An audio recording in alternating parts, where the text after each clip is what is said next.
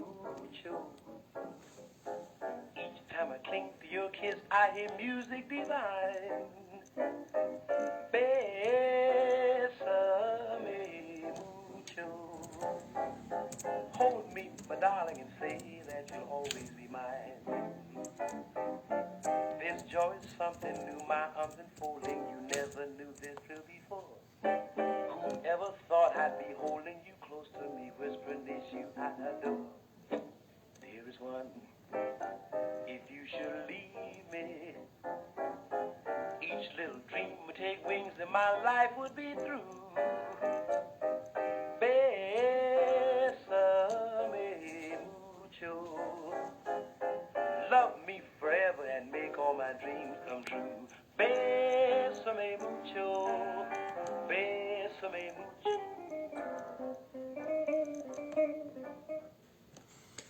Saludos, estimados amigos digitales, donde quiera que se encuentren.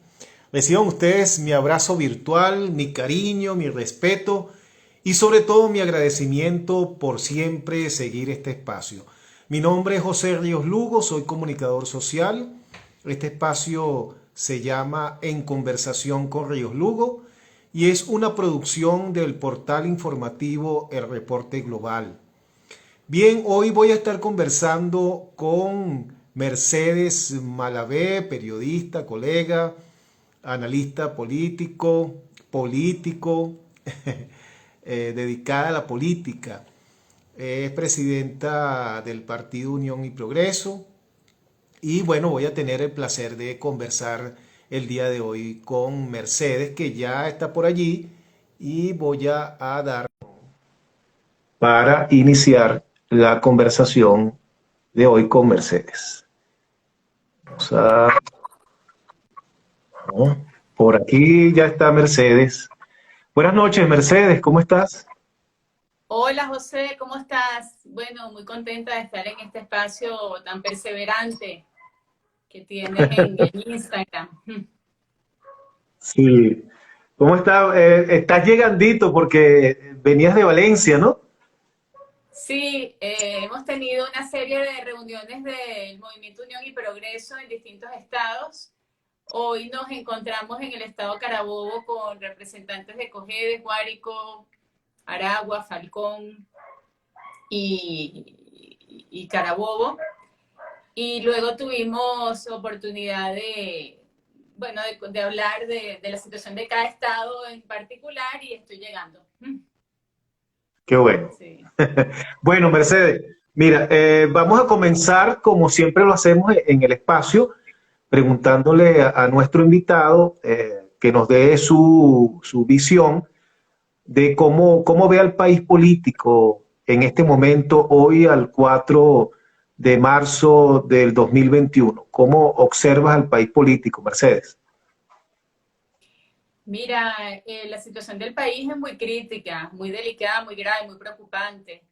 Estamos viviendo una crisis económica y social agravada por la pandemia y estamos viviendo una crisis política de desconexión total entre un liderazgo que tiene el poder de alguna manera, ya sea dado por la comunidad internacional o por el control institucional, que no quiere, digamos, aceptar, comprender que ellos son el principal obstáculo para que el país progrese, avance y resuelva sus conflictos. Hay una especie de irracionalidad imperante en el discurso político predominante. Y bueno, eso es muy preocupante porque la consecuencia de la irracionalidad tiende a ser la violencia. Entonces llevamos mucho tiempo en esta especie de zozobra, de intranquilidad frente al peligro de la violencia desatada, la violencia provocada, la violencia de un militar, de un enfrentamiento militar. Y bueno, es como cuando tú vas estirando, tensando una cuerda y no sabes en qué momento se puede romper, ¿no? En esa tensión de la cuerda, hay venezolanos que están sufriendo muchísimo. Y de verdad indigna mucho la desfachatez, la ironía, el cinismo con el que se habla de ese dolor de los venezolanos. personas sufriendo problemas graves de servicios públicos, problemas graves de salud, sin tener posibilidades ni esperanzas de poder resolver su problema de salud. La crisis del hambre en Venezuela, hay demasiada hambre, demasiada necesidad de nutrición, de alimentación, personas sin ropa, sin escolaridad. Es una situación que se ha ido completamente de las manos, ¿no? Y bueno, y unos grupos políticos que viven muy bien, que viven con unos lujos impresionantes, que cada vez pues miran hacia un lado cuando se les habla de la crisis del país. Dentro o fuera de Venezuela son grupos políticos que viven muy bien, y esa inhumanidad, vamos a decir, ese descaro, pues también indigna y alimenta más esa espiral de irracionalidad que puede conducir a la violencia. O sea que yo veo al país muy mal, veo decisiones muy desacertadas, o decisiones, gente que se compromete con la palabra y después no cumple, bueno, como si fuera un juego, pues, ¿no?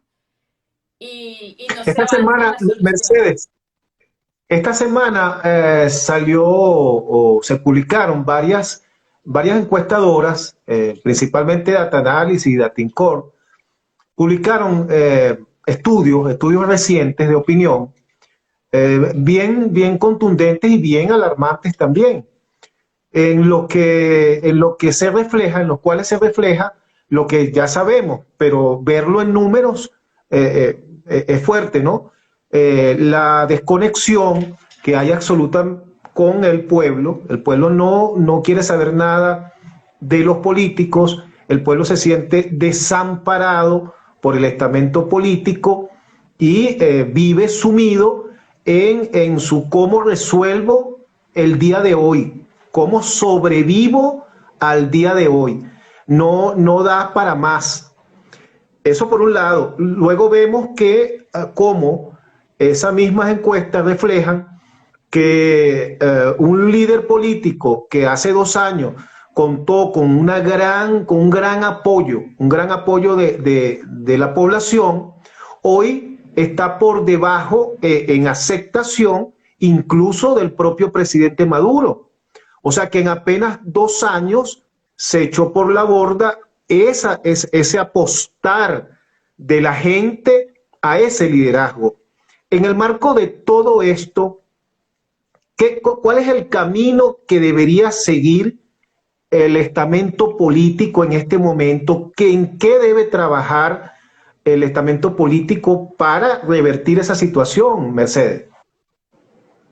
Sí, tú sabes que yo diría, José, que el peor error de la oposición no fue haber dilapidado el capital, la popularidad o la aceptación de Guaidó, sino haber dilapidado la Asamblea Nacional.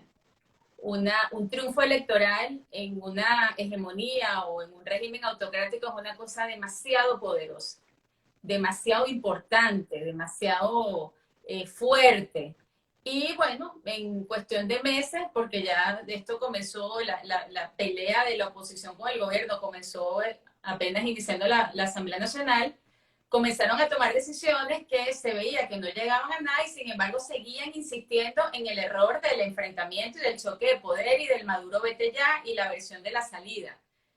Cuando eso no fue lo que la gente votó, eso no fue lo que la gente, lo que movió a la gente a votar. A la gente la movió a votar la promesa de que iban a resolverse sus problemas y estamos mucho peor. No solo peor, sino que en medio de ese empeoramiento, ese sector de la oposición que obtuvo tantos votos, incluso pide sanciones, pide castigos, no le importa si son personales, colectivos, lo que sea, para frenar cualquier mecanismo de prosperidad que el gobierno pueda tener para resolver algunos problemas, traer las vacunas, resolver el problema de la comida, etcétera, con corrupción y con todo lo que sabemos, pero que necesita el dinero, porque es el que lleva el peso de la población que está padeciendo cosas horribles, ¿no? Entonces, para mí eso es lo peor de todo, ¿no? Y es un problema que venimos arrastrando desde hace 5 años y los últimos 2 años, bueno, hubo una posibilidad, un líder o una persona que se presentó como una esperanza y eso también se dilapidó. ¿Qué hay que hacer? Bueno, como tú dices, ¿no? Hay un fortísimo rechazo de los dos bandos, oposición y gobierno, como, digamos, lo que llaman los extremismos, y hay un 75% de la población que no se siente identificada con nadie, que está cansada de la política, que los partidos están muy desprestigiados para ellos, que solo creen en la iglesia, en la sociedad civil, en los empresarios. Bueno, esas tres fuerzas tienen una responsabilidad muy grande. Aunque su encargo no es la política, aunque ellos no se deben ocupar de la política, tienen que fomentar, tienen que impulsar, tienen que alentar un movimiento político genuino que bajo su patrocinio, vamos a decir, bajo la aceptación que ellos tienen, permita a los venezolanos conectar con una alternativa democrática. Ese puente lo tienen que hacer ellos. ¿Por qué no lo hacen o por qué no lo vemos tan claro? Bueno, por la misma situación del país. El chantaje del discurso extremista, las amenazas de lado y lado, amenaza a Maduro, amenaza a la comunidad internacional. Y bueno, hasta que uno no rompa definitivamente con ese chantaje, no va a poder ofrecerle una alternativa a esos venezolanos que más allá del chantaje lo que tienen es hambre, necesidades que resolver, problemas de servicios básicos, urgente necesidad de financiamiento internacional para poder recuperar el poder adquisitivo del venezolano, recuperar la producción nacional. Entonces tienen una enorme responsabilidad la iglesia, que su función no es la política, desde hace muchos años, desde hace casi un siglo o más de un siglo, ha dejado clarísimo en sus documentos universales, o sea, te estoy hablando de documentos del Vaticano, de documentos conciliares, que aunque la iglesia no se inmiscuye en política, tiene la obligación de abogar por el bien común de los ciudadanos, por su bien material, por su bien espiritual, por sus libertades, por sus garantías existenciales, etc. Por lo tanto, la iglesia está en la obligación y tiene toda la potestad para empujar en Venezuela, impulsar el cambio político. Lo tiene que hacer con mucha altura, lo tiene que hacer para todos, no puede decir tú sí, tú no, tú eres de tal, tú no eres, ni poner etiquetas ni nada de eso. Y bueno, está el ejemplo clarísimo de Juan Pablo II, que asumió el pontificado y su país estaba en una dictadura terrible, sanguinaria, invasiva, etcétera. Y Juan Pablo II, desde sus discursos, hablando de la dignidad de la persona, de la libertad y alentando al liderazgo sindical a que se organizara y se definiera y buscara la democracia, pues fue el que impulsó ese movimiento de solidaridad que terminó ganando elecciones y derrocando finalmente al dictador, ¿no? Entonces pienso que, ¿qué tiene que hacer ahorita? Bueno, los partidos poco, te digo, o sea, los partidos podemos insistir en la necesidad de que mucha gente de los movimientos católicos, de las iglesias, hablamos con muchos obispos, tenemos continuamente intercambio con ellos, pues, y de los empresarios en sus gremios, cámaras, etcétera, asuman con valentía, con la responsabilidad que estas horas exigen, la necesidad de impulsar el cambio político. Ahora, en estos días, comenzando el año, Timoteo Zambrano, en un programa de Globovisión en la mañana, primera página, dejó caer una pequeña bombita por allí al decir que se estaba viendo para el 2024 que el candidato de la oposición no fuese del estamento político, fuese un outsider, y que venía por ahí por los lados de los empresarios. A mí me extrañó mucho eso de Timoteo Zambrano, pero bueno, no sé, él no ha vuelto a hablar del tema, pero lo dejó allí. Y hay algunos que, bueno, el mismo Nicolás Maduro acaba de lanzar de candidato a la alcaldía de Caracas a Ricardo Cusano, presidente de FECámara. Otros lo quieren lanzar un poquito más arriba, ya lo están viendo como candidato presidencial. Ahora, es lógico, Mercedes, que la responsabilidad de dirigir la política esté en otros sectores que no sea el político. O sea, indagarle al sector empresarial la responsabilidad política o al sector de la iglesia o al sector de la sociedad civil que deben asumir los políticos. ¿Cómo ves tú eso? Mira, para que un empresario entre en el mundo gremial tiene que tener cierta orientación y vocación política. La vocación política es compatible con muchas vocaciones profesionales y es necesaria. Es ese llamado, vamos a decir, de algunos profesionales, ya sea profesionales de la política o profesionales de la medicina, del derecho, empresarios, etcétera, ese llamado a liderar, a conducir, que les lleva a gremiarse, a buscar la forma de participar en la cosa social, en la cosa común o incluso pública, ¿no? Entonces yo no diría ni sí ni no, diría el que quiera hacer política que se meta político, ¿no? Y los caminos de la política pueden ser territoriales o pueden ser sectoriales también. Puede ser desde un sector de la vida social, llámese gremios, sindicatos, sociedad civil, etcétera, ¿no?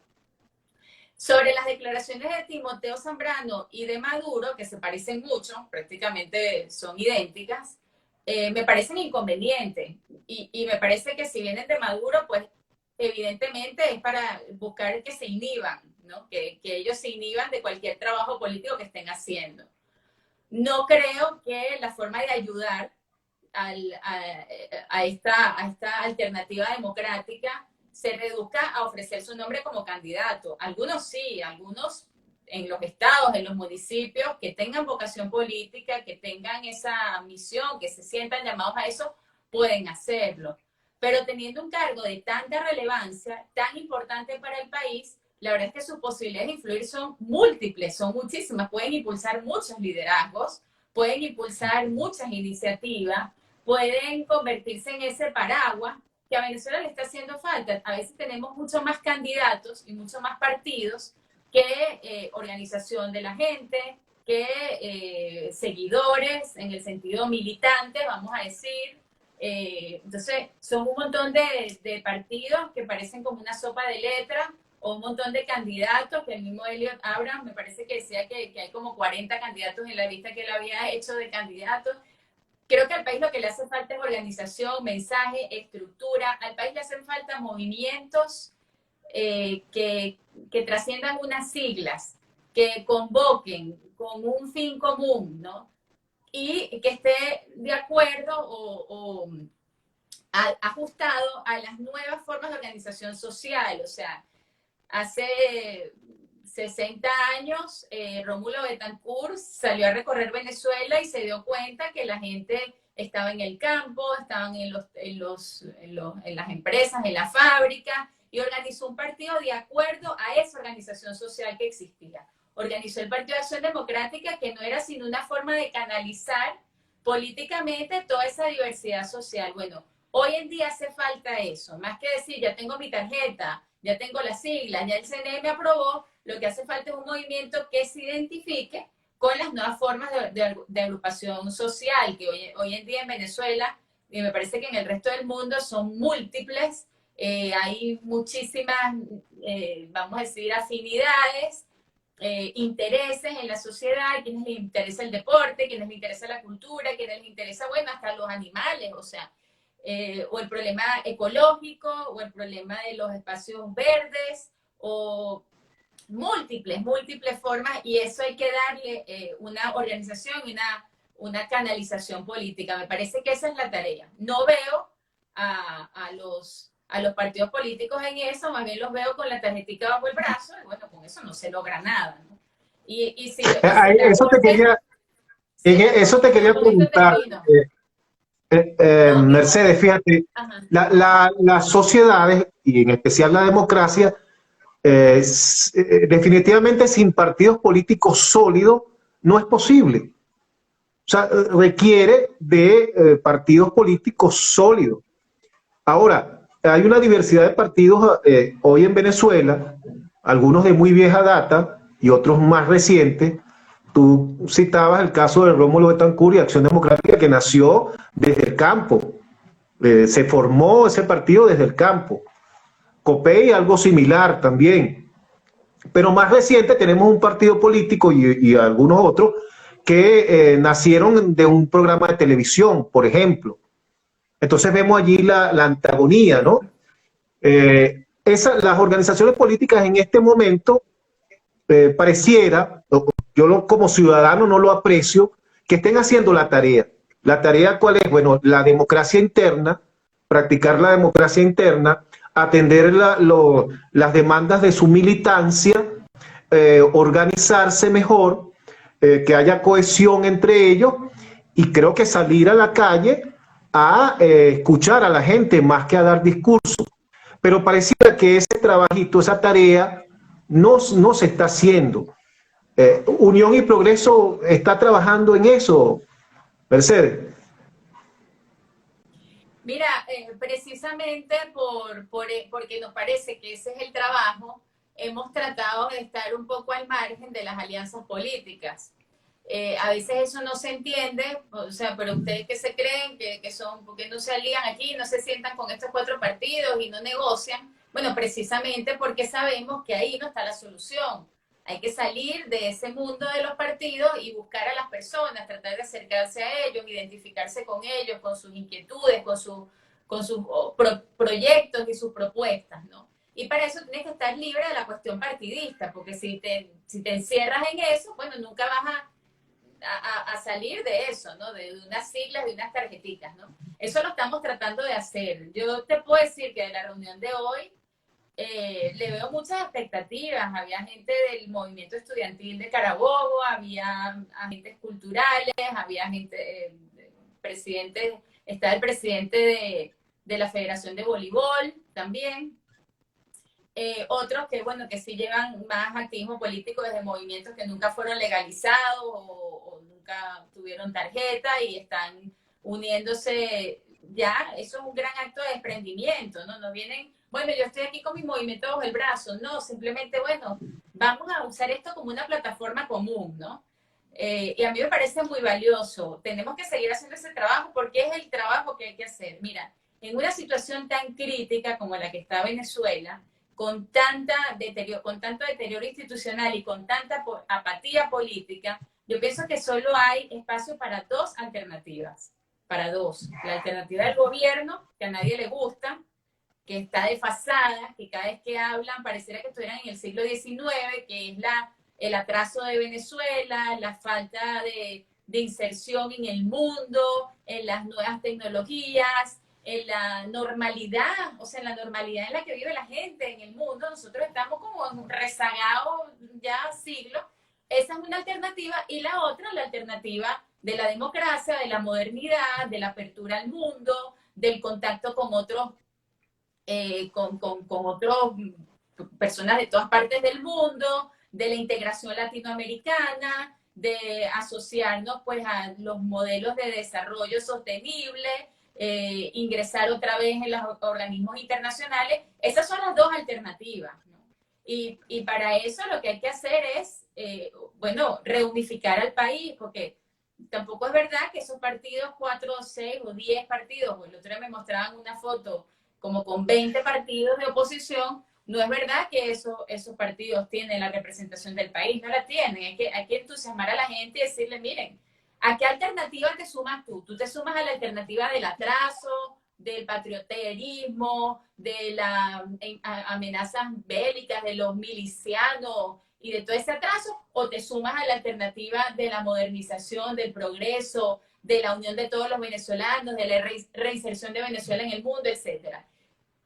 Formas, o sea, la que ofrecen ellos y la que ofrece la alternativa democrática, ¿no? Ahora, precisamente, Mercedes, quizás la oposición es un conjunto que está formada por varias oposiciones, no le ha presentado al país en ningún momento en estos 22 años una propuesta realmente seria, que se vea como una clara alternativa y viable, sobre todo, a lo que ha presentado hasta ahora el chavimadurismo, que con todas las cosas que vivimos a diario negativas, tienen un proyecto allí, pero del otro lado no se le ha presentado al país y realmente eso. No, cómo el país puede entonces confiar en un sector que ni siquiera es capaz de presentarle una propuesta y decirle, mira, sí, hay esperanza, sí podemos salir adelante, el país puede enrumbarse, aquí está este plan, pero que sea un plan sí, no, es que construido, no. no construido desde una sociedad civil que se reúne, que si virtuoso, con la señora esta es magistrada y el otro por allá, y entonces hacen un plan y le llaman plan país. No, no, el plan debería ser con la gente, escuchando a Claro. la gente, escuchando al pueblo. ¿Dónde está ese plan? Bueno, pero es que efectivamente, José, no ha habido plan porque no ha habido, mira, cuando cuenta Lech Walesa, que cuando se reunieron con Juan Pablo II, dice Walesa, no nos dijo que hiciéramos una revolución, ni nos dijo que diéramos un golpe de Estado, simplemente nos pidió que nos definiéramos. Y a partir de esa definición, Polonia comenzó a dar grandes pasos, ¿no? Bueno, aquí la oposición no se define, uno no sabe cómo son, ni qué piensan, ni siquiera hablan de privatizaciones o del Fondo Monetario, no sé, en caso de dónde van a sacar el financiamiento, no hablan bueno, de la educación, puede ser que hagan alguna escuela, alguna obra mientras están en los gobiernos, pero no hablan de un proyecto de educación realmente innovador, basado en las nuevas tecnologías o en la experiencia latinoamericana de países andinos, incluso que ya están implementando las nuevas tecnologías, hasta con internet dedicado, o sea, tantas cosas de países que no te estoy hablando de Suiza, te estoy hablando de países de aquí, de Latinoamérica. Esa alternativa ha faltado, ¿no? No se habla tampoco claramente de cuál es la solución al problema de los servicios públicos, o sea, cuál es la solución al problema eléctrico, la solución al problema del agua, la solución al problema del gas. Y bueno, si de lo único que se habla es de una peleadera, denuncias por aquí, denuncias por allá, te voy a sancionar, no te van a dejar entrar al país, y bueno, y en esa diatriba se nos va todos los minutos y las redes y las posibilidades de ofrecerle a los venezolanos algo distinto, ¿no? Yo creo que hay tres cosas que hay que ofrecer como alternativa democrática. Primero, hay que hablar de más y mejor democracia. O sea, el proyecto de la alternativa democrática tiene que ser un proyecto comprometido con la alternabilidad.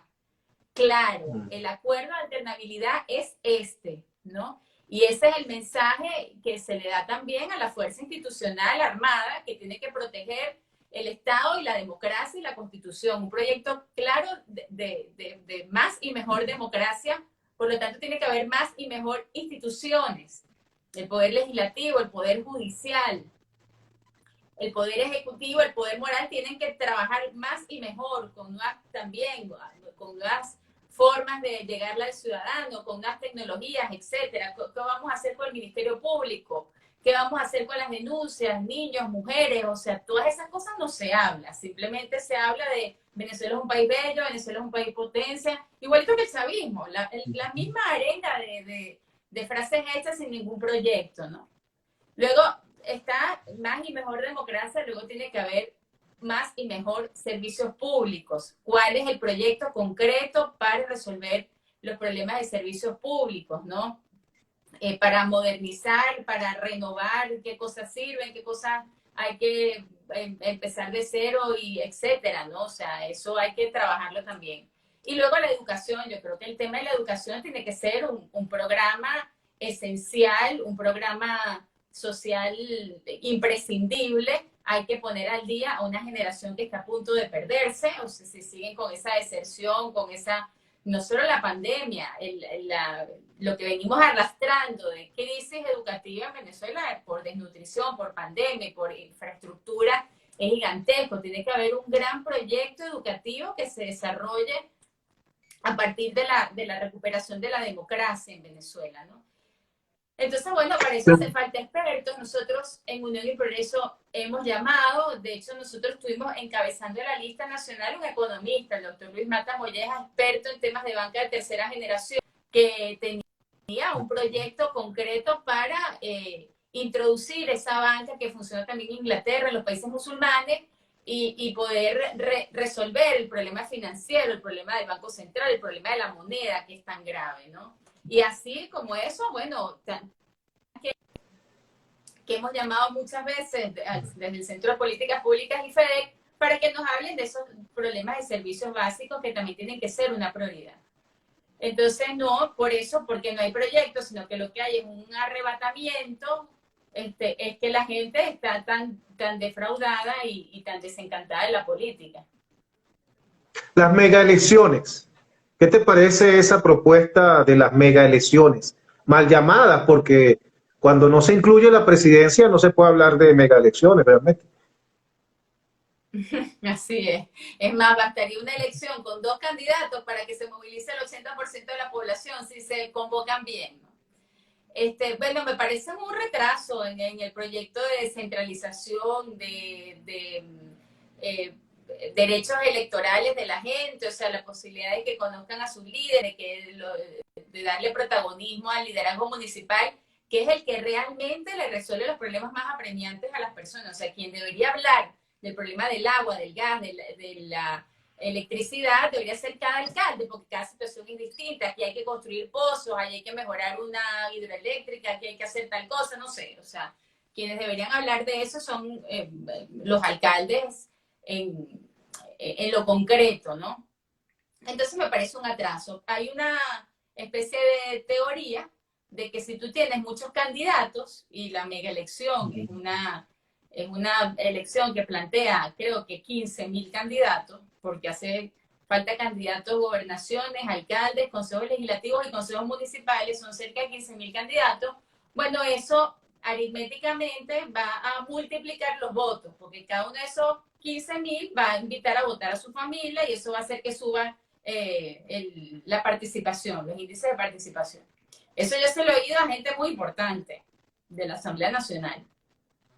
Yo no creo que eso sea verdad. De hecho, las elecciones del 6 de diciembre, nunca había habido tantos candidatos a la Asamblea Nacional como los hubo el 6 de diciembre y nunca había habido tanta abstención como la hubo el 6 de diciembre. O sea, no necesariamente porque tú tengas más candidatos, 15.000 candidatos por partido, vas a lograr que la participación sea masiva. La participación depende de las motivaciones del elector a votar. ¿Y qué lo motiva? Las propuestas, los porqués, los candidatos, las soluciones, los proyectos, eso es lo que le motiva. No simplemente el dato numérico, ¿no? Porque, bueno, vamos a apoyar a este pobre para que tenga por lo menos 5 votos. Ya te digo, una sola elección con 2 candidatos, 2, Maduro y la alternativa, bien hechas, movilizarían al 80 o 90% de la población, porque el país está polarizado. Entonces, eso es lo que tenemos que apuntar, a ver cómo hacemos para que la gente entienda que la forma civilizada, pacífica, conveniente, idónea de resolver política es mediante elecciones, lo más transparente que se pueda y con las mejores condiciones que se puedan. El revocatorio. Algunos están vendiendo ya, empiezan a vender ya el revocatorio como la salida rápida, como la salida salomónica, eso, bueno, en todo caso está en la Constitución, pero nacería a partir del 10 de enero del 2022, según lo que plantea la propia Constitución. ¿Cómo ves esa empresa del revocatorio? Mira, lo veo muy poco probable, la verdad. Entiendo el anhelo de las personas y la convicción de que lo más importante y lo que verdaderamente le puede traer un cambio al país es que Maduro se vaya, ¿no? Esto, de verdad, que el único, bueno, lo tiene claro todo el mundo. Yo creo que hasta el mismo chavismo está clarísimo de que el chavismo se tiene que renovar, que mientras Maduro siga en Miraflores, es imposible que el país avance, es imposible que el país progrese, es imposible que el país se abra. El mundo puede reconocer al chavismo, lo que nunca va a hacer es reconocer a Maduro, nunca. O sea, esa posibilidad no existe. ¿Por qué el chavismo no da el paso? Bueno, me imagino porque están preparando al sucesor o no sé. Pero ellos saben que con Maduro no hay vida para el chavismo ni para Venezuela, nada. O sea, prácticamente los errores ya llegaron al no retorno, pues ya no hay forma, a menos que Maduro reconozca y, no sé, y busque la manera de hacer una transición, a ver cómo queda el parado en eso. Yo tampoco lo tengo muy claro, ¿no? En una conversación con... Ajá. No, continúa. No, el continúa. revocatorio migratorio presenta muchos problemas. Primero, que te acepten las firmas, ¿no? Después, que puedas hacer una elección lo suficientemente concurrente como para que saques más votos de lo que Maduro sacó, ¿no? Eso quiere decir que una oposición que está en los 2 millones de votos tiene que sacar más de 6 millones. Y la tercera inquietud es, ajá, y después que Maduro salga, ¿qué? O sea, tenemos un mes para elegir un candidato presidencial. Con la oposición así como está, es bastante difícil que se pongan de acuerdo alrededor de un candidato. Pueden salir 30, 10 candidatos y vuelve a ganar Maduro o el candidato que ellos digan. Entonces, creo que tenemos que ir a un proceso acumulativo de fuerzas que nos permitan estar seguros de cada paso que damos, porque nos estamos jugando la esperanza de la gente. O sea, es muy defraudante, es muy decepcionante ofrecer una cosa tan grande como que Maduro se va y no lograrlo, no cumplirlo. Por eso estamos como estamos. Pero el camino que estás planteando es un camino muy largo, Mercedes. El país no va a aguantar de aquí al 2024, si es que ya nos va a desaparecer todo, todos nos vamos a morir. Es muy largo ese camino. Sí, bueno, ese es el argumento del inmediatismo que lleva 18 años diciendo eso, ¿no? Parece mentira, ya yo creo que los venezolanos tenemos que ya dejar de seguir, pues, ese argumento tan mentiroso, tan manipulador de que el país no aguanta más. Los países pueden aguantar infinitos sufrimientos y dolores. Y es muy malo, es muy negativo que se use esa expresión para no hacer nada, para seguir prorrogando un establishment que está viviendo muy bien a expensas del sufrimiento de la gente, ¿no? Países como Haití o los países árabes viven espirales de descomposición que llevan décadas, ¿no? Por lo tanto, esa excusa de que el país no aguanta más y de que hay que hacer todo ya y salir de Maduro ya, pienso que es una cosa que no tiene absolutamente, o sea, es un argumento que solamente puede convencer a un tonto, ¿no? O sea, a una persona que ha vivido dormido, no se ha dado cuenta de la crisis del país. El país se ha deteriorado los últimos 5 años exponencialmente, o sea, del 2015 al 2021, el deterioro del país ha sido como una cosa que va cayendo así, de repente agarra una aceleración mucho mayor. Coincide con el tiempo que la oposición ha tenido más poder institucional. Entonces, por favor, o sea, ¿de qué estamos hablando? O sea, evidentemente aquí ha habido persecución, torturas, injusticias, todo lo que tú quieras, pero también ha habido un despilfarro, falta de aprovechamiento de la fuerza institucional que logró obtener la oposición, no solo en el Congreso, también en alcaldías, en gobernaciones, ¿no? Yo conozco, siempre pongo este ejemplo, yo conozco consejos municipales en algunos municipios del país, muy pocos, que se han puesto de acuerdo los líderes de la oposición para ganarle al chavismo en las alcaldías, esos consejos municipales.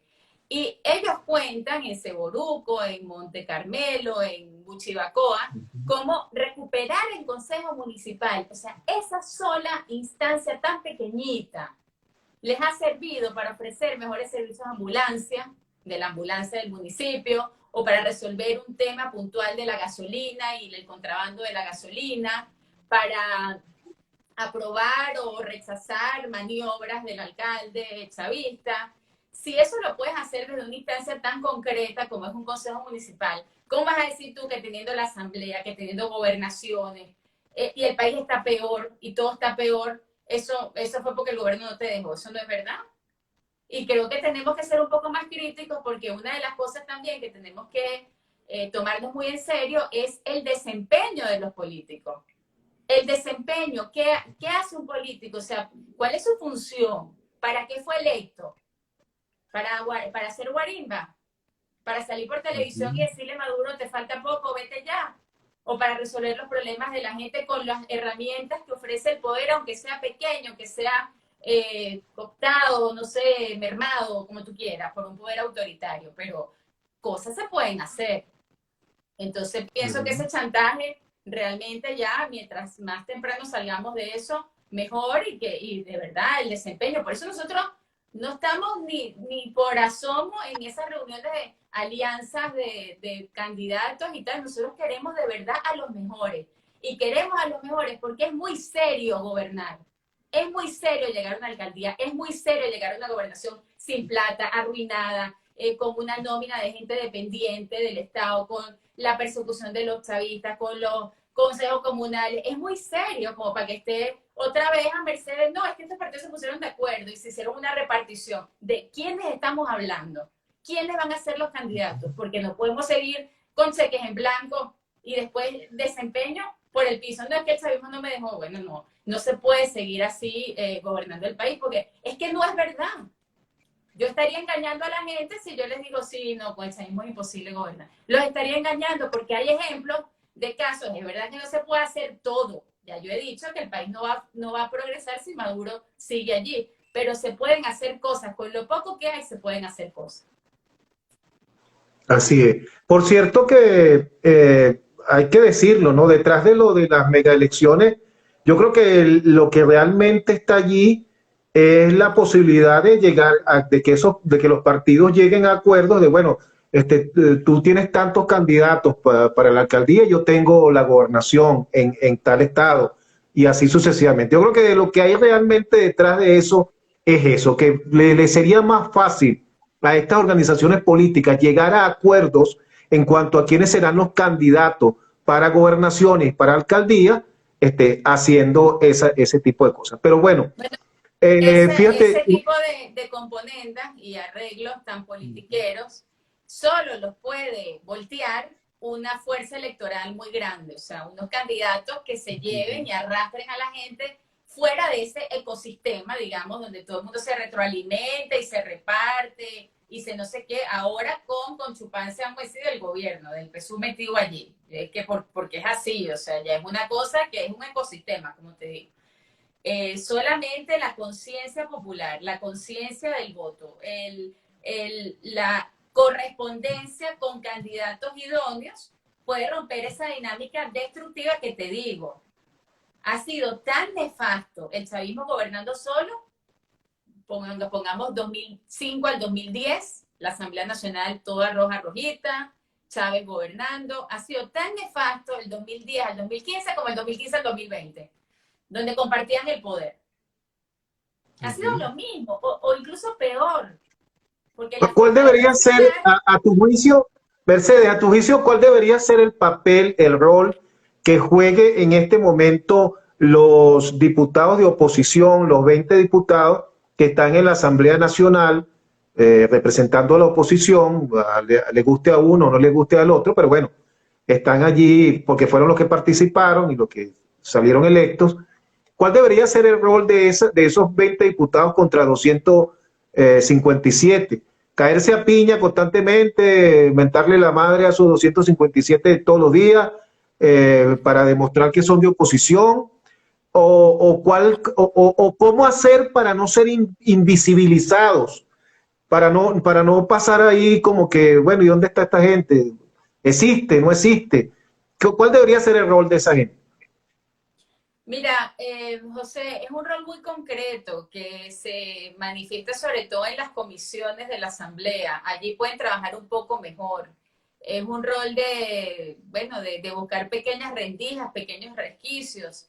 Esa decisión de estar en la Asamblea les va a costar mucho electoralmente, porque la gente no confía en eso, les parece que son, bueno, que se agarraron partidos, que negociaron con el gobierno, etcétera. Sin embargo, son negociaciones que a veces dan resultados. Solamente poder resolver un problema de salud, de justicia, de derechos humanos, ya es un gran logro, ¿no? Entonces tienen que seguir en esa insistencia de llegar a acuerdos mínimos, acuerdos parciales, acuerdos pequeños que le den gobernabilidad al país. Hay una comisión de política exterior, hay una comisión de política interior, hay una comisión para el tema electoral, hay comisiones de salud donde están médicos de oposición y del gobierno. Bueno, tienen que hacer un trabajo discreto. Yo no veo posibilidades de que tomen ningún protagonismo. O sea, justamente escogieron una labor bastante, digamos, costosa en términos de popularidad y en términos de identidad política, precisamente porque creen que esa es la vía para negociar y para trabajar con un gobierno con las características del gobierno que tenemos. Ojalá no salgan dentro de unos meses todos a decir que quieren ser candidatos, ¿no? O sea, a las alcaldías, a las gobernaciones, bueno, yo espero que no, ¿no? O sea, si escogieron la vía parlamentaria y si arriesgaron tanto, incluso se pusieron a ser sancionados porque piensan que desde el Parlamento se pueden aprobar leyes, se pueden hacer gestiones muy importantes para la gobernabilidad del país, bueno, que le den un chance al proceso, ¿no? Porque lo que no puede ser es que vamos como el péndulo, de una cosa a otra, y un día digo que la negociación, el día siguiente digo elecciones, después digo que no voto, después que sí voto. Tienen que escoger la vía que hayan determinado. Bueno, allá hay políticos en esos 20 opositores con mucha trayectoria parlamentaria, mucha. Te hablo de más de 20 años, 30 años de experiencia parlamentaria. Esa experiencia que muy, muy buena, te permite negociar, entender los mecanismos de cómo funciona una asamblea, son valiosos para las fuerzas democráticas. Tal vez debería tenerse un papel propositivo en la asamblea. Algo así como que, bueno, yo te voy a presentar propuestas concretas a ti que tienes el poder para que se solucionen ciertas cosas y te paso a ti la papa caliente, pues. Y bueno, luego de alguna manera te presiono para para que tú des respuesta a los problemas, en la medida en que solo 20 personas puedan hacerlo. Ahora, el papel de esos diputados no es fácil, porque tienen que saber manejarse entre no caer en la polarización, en un enfrentamiento constante, estéril, y a la vez cumplir con lo que tienen que cumplir, con propuestas, con presionar de alguna manera, con buscar, tratar de coadyuvar a soluciones concretas para problemas concretos. O sea, no es nada fácil ese papel que les toca. Vamos a ver en el transcurso del tiempo cómo se van desempeñando esas personas que, como tú dices, muchas de ellas tienen bastante experiencia y deben en este momento entonces hacer valer esa experiencia.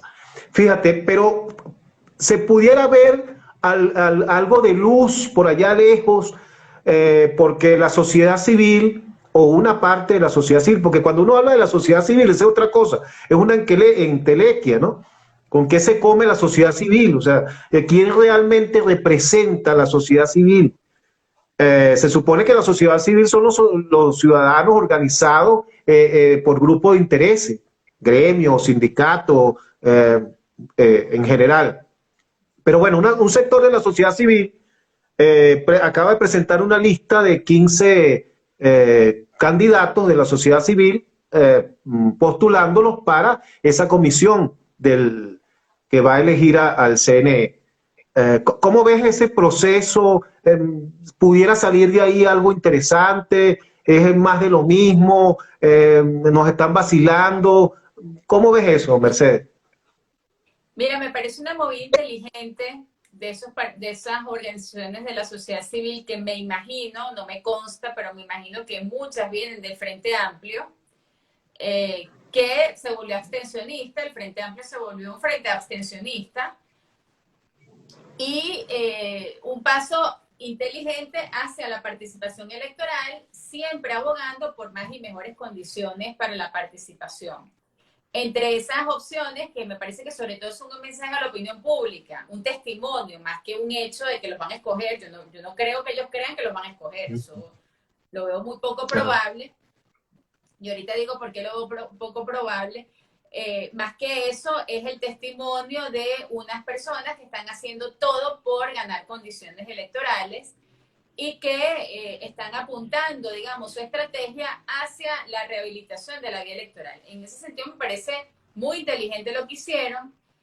Solamente esa lista que anda circulando de 15 personas idóneas, profesionales, expertas en la materia electoral, solamente esa lista es como una cachetada a la forma como se han puesto los rectores aquí en Venezuela.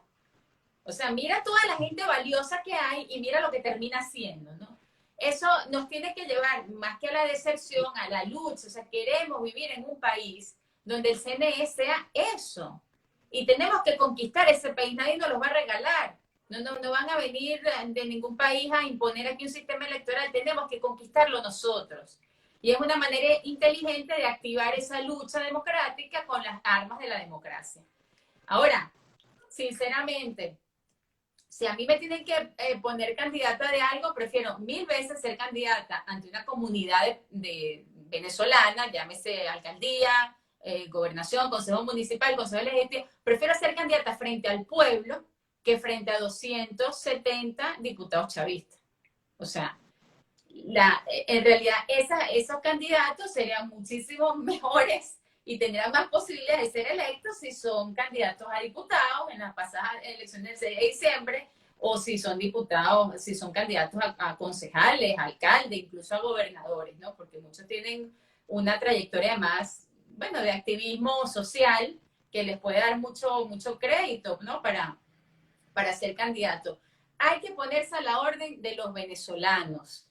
Y hay que ser lo suficientemente atractiva la oferta electoral como para moverlos a la participación al voto en momentos de decepción. Sin embargo, no quisieron dejar perder esta oportunidad, ofrecieron sus nombres como candidatos al CNE y bueno, ya quedará de parte del comité de postulaciones a ver a quién van a poner. Porque ya se ve que personas idóneas tuvieron. No es que, bueno, no había más nadie, entonces pusimos a este. No, ya se va a ver, va a quedar al desnudo, ¿no? Van a tener que fajarse mucho para buscar 15 mejores, a 5, 10, 5 principales y 5 suplentes mejores que esos de esa lista. Ya eso es una batalla frente a la opinión pública muy importante. Y eso nos quita más el mito, ese mito de que las condiciones las dan 5 rectores. O sea, no, las condiciones no son los rectores, son una cantidad de personal técnico del CNE, una cantidad de violaciones a la ley, al reglamento electoral, y eso solo se puede suplir no cambiando a 5 rectores. Sería lo ideal que los 5 rectores fueran idóneos, sino eso solo se puede suplir con una votación masiva, con la convicción de participar y de cuidar los votos. Mira, Mercedes, ya nos quedan unos pocos minuticos del espacio. Debería preguntarte esto al final, por estrategia, pero como yo soy un señor mayor y se me olvidan las cosas, prefiero preguntártelo ahorita. Tú también andas por ahí en los aeropuertos recibiendo dólares y eso, de donaciones y eso, para mantener partido, digo, para, no sé, pagar el alquiler, para, ¿cómo? Esa- eso. Mira, yo te puedo hablar, no te puedo hablar de aeropuertos, pero sí te puedo hablar de muchos terminales de autobús. Te puedo hablar del terminal de Trujillo, te puedo hablar del terminal de Lara, te puedo hablar del terminal de Falcón, te puedo hablar del terminal de Anzoátegui. Mis recorridos por el país han sido, bueno, planificados, claro que sí. Cuento con la generosidad de muchas personas, casi siempre la gente que me Tú no invita. vendes jabón, tú no vendes ¿Ah? jabón, No, no yo no vendes vendo jabón, ¿verdad? jabón. No No vendes de nada. jabón y bueno, muchas veces la forma más económica y más segura de viajar es con estos sistemas de carritos que se llenan con 4 o 5 personas y vas de Caracas a Lara o de Caracas a Trujillo, o a veces también me dan la cola, por supuesto, digo, no es que tengo un problema con los viajes de otra forma, pero de eso sí te puedo hablar. He conocido gente maravillosa, más. ¿Sabes lo que es hablar con una persona 8 horas desde que salimos del terminal de Maracaibo hasta que llegamos a Caracas?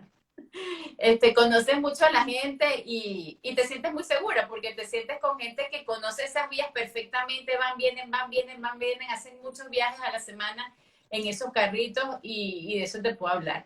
Nunca, no me parece, digamos, que la mejor forma de pedirle a los ciudadanos que se involucren en la política sea mostrando tú un montón de recursos y un montón de cosas, ¿no? Más bien que pedirle, o sea, hay que pedirle generosidad, o sea, tú eres el dueño de esto, ¿no?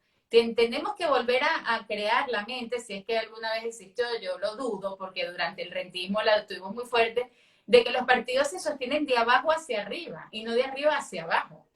De abajo hacia arriba, de la base al municipio, del municipio al Estado, del Estado a la Dirección Nacional, porque es la única manera de que la Dirección Nacional se sienta empleado de los municipios y de las bases, y no lo contrario. O sea, un líder político siente que él tiene su nómina porque le reparte y le paga. Debería ser al revés. Yo debería ser empleada de los candidatos y de los activistas políticos del movimiento, por ejemplo, en este caso Unión y Progreso. Y mira, mi experiencia ha sido que es literalmente así, porque cuando voy, pues recibo atenciones y bueno, y aportes para el alojamiento, la comida, etcétera, y eso me hace sentirme, pues, que estoy al servicio de ellos y no al revés, ¿no? Entonces es todo lo contrario, y nosotros insistimos mucho en eso. A veces se quejan de la precariedad en la que trabajamos, se quejan los dirigentes, pero después lo agradecen y dicen, bueno, es verdad que es mejor trabajar así. Los escándalos de corrupción, tanto del extremo del chavismo como del extremo de Guaidó, son espantosos. O sea, son cosas que en cualquier país con un mínimo de condiciones de vida ya sería un escándalo. Imagínate aquí en un país donde no hay ni gas, donde la gente está cocinando con gas, con leña. Bueno, es parte de la decepción que generan los políticos y de la rabia, la irracionalidad, que es muy peligrosa, como decía al principio, y que nos puede llevar por un camino de muchísimo más sufrimiento. La comisión que está en la asamblea que preside Jorge Rodríguez de diálogo, entendimiento y todo lo que termine en miento, cómo la observas? ¿Qué te parece? ¿Una iniciativa interesante? ¿Se puede sacar algo importante de allí? ¿Cómo la Mira, ves? interesante es, o sea, es interesante. Ahora, veo que convoca poco, o sea, la verdad es que ellos también tienen un problema de convocatoria grande, ¿no? O sea, hay un desinterés enorme por ellos, porque es que su discurso yo creo que está obsoleto, o sea, ya la gente no le oye, no lo oye, no es que no lo cree, es que no lo oye, no lo escucha, ¿no? Tienen problemas para conectar, ellos hacen esfuerzos por conectar y actividades y cosas, pero ya eso es una cosa que quedó en el pasado, o sea, entonces están tratando de ayornarse, ¿no? Como dicen en Italia, de actualizarse, hablando de diálogo, hablando de unidad, hablando de somos la apertura, la democracia, etcétera, pero bueno, la verdad es que han asumido el tema de la unidad con el mismo defecto de la oposición, que es la unidad alrededor de mí, de mi proyecto. Eso para un revolucionario es perfecto. O sea, entonces, claro, se han apropiado de las cosas, pero en esencia todo sigue igual, y también en parte gracias al concepto de la unidad que se ha manejado en la oposición, ¿no? En los últimos años, que ahora el chavismo lo copió y lo utiliza igualito, o sea, idéntico. Y yo digo, bueno, pero si estos somos nosotros más que ustedes, ¿no? Así que le veo un poco futuro. O sea, yo pienso que se van a cansar rápido de esa comisión especial. Me parece que es más un show donde sí, ya hablamos, ya nos sentamos. Cuando tenga el álbum de fotos de la comisión de negociación y diálogo, cierran el álbum y lo ponen allí en su biblioteca. No creo, sinceramente, no le veo poder de convocatoria ni de movilización. Quizás tal vez si hubiese comenzado con darle la libertad plena a todos los presos políticos, tuviese como un poquito más de credibilidad, tal vez, digo yo, no sé, estamos hablando de reconciliación, de diálogo, de paz, y con un poco de presos políticos ahí es como un poquito difícil por lo menos de Y entender eso. yo a veces pienso que la única ficha de canje, vamos a decir, hablando así en términos lúdicos, lo único que tú puedes intercambiar por sanciones es la liberación de los presos políticos. Tú no puedes decir, bueno, si te levantan las sanciones, yo hago unas elecciones. Bueno, porque las elecciones no se sabe lo que va a pasar, y entonces el resultado, según sea, vuelves a poner las sanciones. O sea, eso no puede ser. O sea, además, las sanciones son medidas tan arbitrarias, tan impuestas, tan impositivas, tan injustas, que se asemejan mucho a lo que es un preso político. Una detención sin proceso, simplemente arbitraria porque me da la gana por razones de presión y manipulación política. O sea, el régimen, la dinámica de ambas cosas se parece muchísimo.